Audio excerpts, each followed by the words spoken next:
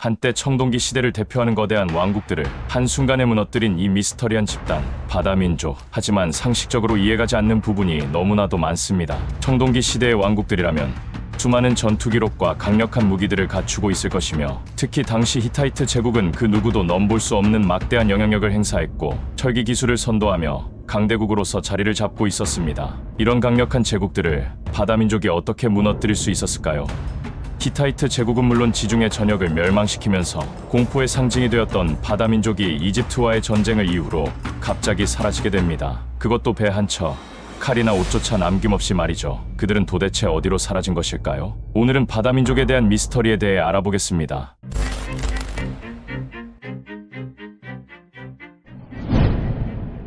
(12세기경) 갑작스레 등장한 바다민족으로 인해 왕국들은 혼란스러웠습니다. 바다민족이 대규모 이동을 하면서 전설적인 문명들을 하나씩 무너뜨렸죠. 히타이트 제국, 미케네 문명, 이집트, 카나안 지역, 시리아. 이러한 강대국들을 어떻게 바다민족이 멸망시킬 수 있었을까요? 알고 보면 바다민족은 우리가 생각했던 것보다 먼저 무기 개발과 문명을 깨우친 자들이었을지도 모릅니다. 청동기 시대에는 주요 무기가 청동으로 만들어졌습니다. 그 당시 철은 매우 귀중한 자원이었고 대제국인 히타이트 제국에서도 엘리트 계층만이 철기를 사용했다고 하죠. 그렇기에 모든 군사들이 전쟁이나 훈련을 할 때 청동기 무기로 사용했고 바다민족이 침입했을 때도 마찬가지였습니다. 그런데 이 바다민족에게 처참히 패하고 왕국들의 문명이 한순간에 사라진다니, 이 사실들이 믿겨지시나요? 바다민족이 이 많은 왕국들을 이길 수 있는 방법은 딱 한 가지입니다. 그건 바로 철기 무기의 사용이죠. 청동은 단단하지만 철보다 내구성이 약하고 쉽게 손상된다는 단점을 가지고 있습니다. 그렇기에 싸움에서 만약 청동이 철과 만났을 경우 쉽게 부러지거나 마모될 가능성이 높은 것이죠.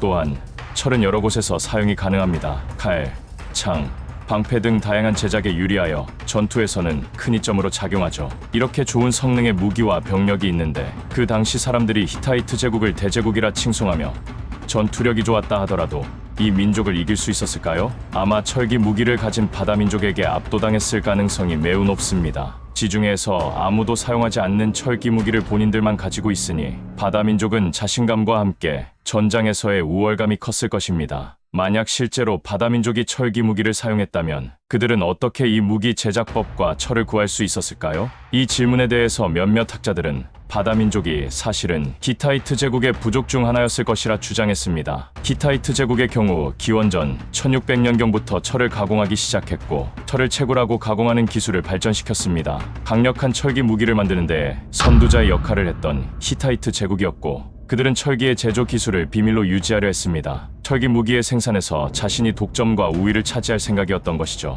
오랜 기간 철을 채굴하고 가공하는 기술을 연구했다면 히타이트 제국 내에서 철을 이용한 도구들의 완성도는 높았을 것으로 추정되며 히타이트 제국이 멸망할 당시 문헌에는 더 발전된 철기 문명을 가진 민족으로부터 제국이 멸망하였다고 나와 있었습니다. 그렇게 학자들은 제국을 멸망시킨 민족이 바다민족일 것이라 믿습니다. 이후 탄생한 신히타이트 왕국은 이들의 후손이었을 가능성이 있습니다. 이렇게 된다면 많은 사람들이 궁금해했던 히타이트 제국의 멸망에 대해서 쉽게 설명할 수 있다고 주장합니다. 바다민족이 좋은 무기를 가지고 있었을 것이란 사실도 눈여겨볼 만하지만 그들의 해상 전투력도 학자들은 무시하지 못한다고 말합니다. 바다민족은 이름 그대로 해양에서 큰 힘을 발휘했다고 하는데 그들은 바다에서 배를 자유자재로 이동할 수 있는 조종술이 뛰어났을 것이라 추측하죠. 기습적인 전투 방식을 사용했던 만큼 적의 경계를 피하고 빠르게 이동해야 하기 때문에 배의 조종술은 바다민족에게 가장 중요한 부분을 차지합니다. 다양한 해안선과 섬들을 쉽게 접근하여 물자와 인력을 신속하게 이동할 수 있고 여러 해안 도시를 기습 공격할 수 있다는 것은 바다민족이 해상 전투력만큼은 다른 왕국들보다 뛰어났을 거라 학자들은 보고 있습니다. 자신들이 필요한 자원이 있는 곳이면 어디든지 나타나 공격을 했던 바다민족은 이번에 이집트로 향했습니다. 람세스 3세의 통치 기간에 침략한 바다민족은 격렬한 전투를 벌였지만 이집트 군대가 나일강 델타에서 그들을 격퇴하는데 성공하게 됩니다. 사실상 바다민족의 패배였죠. 그런데 왜 뛰어난 무기와 바다 기술을 가진 바다민족이 패하였는지 아직도 풀리지 않는 미스터리입니다. 히타이트 제국에게 패했던 이집트인들은 어떻게 막강한 바다민족의 공격을 막아낼 수 있었을까요? 고대 이집트 피라미드 석판을 보면 많은 코끼리를 이용한 전투 장면이 새겨져 있는 것으로 보아 그 당시에도 코끼리를 이용한 전투를 하지 않았을까 추측합니다. 또한 이집트 나일강의 좁은 강과 늪을 이용해 바다 민족들의 막강한 무기와 해상 기술을 무력화시켰을 가능성을 높게 보고 있습니다. 여러 가지 의문점을 남긴 전투에서 패한 후 바다 민족은 문헌에서 사라지게 됩니다. 감쪽같이 말이죠. 그들의 칼, 옷, 장신구 무엇보다 중요한 배, 어디에 흔적 하나 남기지 않고 사라져버린 바다 민족. 대규모의 인원이 한순간 사라지기 쉽지 않은데 그들은 어디로 간 것일까요? 한 번의 패배로 자취를 감추기에는 바다 민족은 침략과 약탈의 진심이었고 한 번으로 포기할 그런 민족이 절대로 아니었습니다.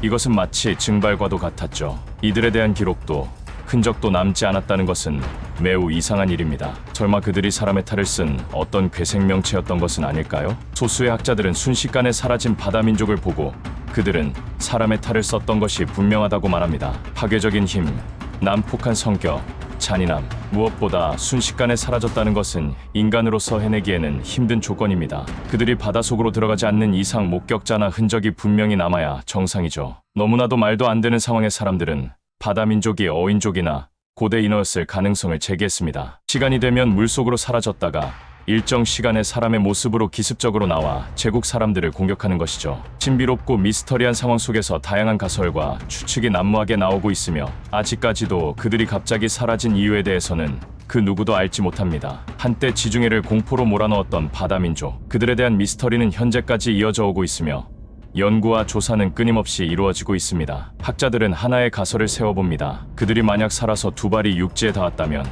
그들의 후손은 지금 어디에 있을까? 바다에 전사하면 떠오르는 단어가 하나 있죠. 바로 바이킹입니다. 학자들은 바다 민족의 후손이 바이킹일 것이라는 가설을 내세웠습니다. 신기하게도 바이킹과 바다민족은 전투 방식과 역사적 기록이 거의 비슷했죠. 바다민족의 경우 강력한 해양 세력으로 기습과 약탈을 통해 정복했고, 바이킹은 여러 지역을 항해하며 바다민족과 유사하게 기습 작전을 선호했다고 합니다. 그들의 선박인 드래곤은 기습을 위해 해안 근처로 쉽게 접근할 수 있도록 설계되기도 했죠. 그들의 가장 큰 공통점은 뛰어난 조종술과 해상, 전투력이 뛰어나 여러 곳을 돌아다니면서 신화와 전설을 만들고 다녔습니다. 현재는 둘 다 불가사의한 존재로 여겨지고 있어 해양 세력에 있어서 빠질 수 없는 존재들이 되었고, 학자들 중 일부는 바다민족의 후손이 바이킹이라는 사실을 밝히기 위해 노력하고 있죠. 바다민족에 대한 미스터리는 여전히 풀리지 않은 채 그들의 존재는 역사 속에서 지속적인 의문을 던지고 있습니다. 그들이 왜, 어떻게 사라졌는지에 대한 해답은 과거의 퍼즐 조각을 맞추는 것과 같죠. 바다민족, 그들은 고대 세계에 가장 큰 미스터리를 남겼고 오늘날까지도 그들의 잔혹함과 존재에 대해서는 계속해서 논의되고 있습니다. 앞으로도 바다민족에 대한 연구는 계속될 것이며 그들의 정체와 최후를 풀어낼 새로운 단서가 언젠가 발견될지 모릅니다. 오늘 영상이 흥미로우셨다면 구독과 좋아요 부탁드립니다. 시청해주셔서 감사합니다.